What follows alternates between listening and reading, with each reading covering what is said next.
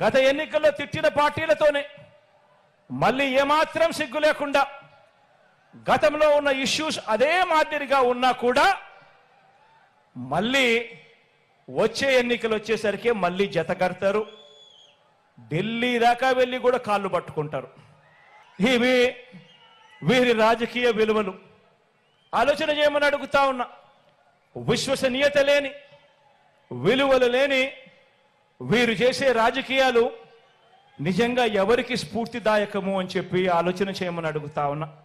మరో వంక మీ బిడ్డ ప్రభుత్వం ఈ 58 నెలల్లోనే గతంలో ఎప్పుడూ కూడా రాష్ట్రంలో జరగని విధంగా, గతంలో ఎప్పుడూ కూడా ఈ రాష్ట్రంలో చూడని విధంగా, చరిత్రలో ఎప్పుడూ కూడా జరగని విధంగా ఈ 58 నెలల కాలంలో మీ బిడ్డ ప్రభుత్వం ఏం చేసిందో క్లుప్తంగా చెప్తాను.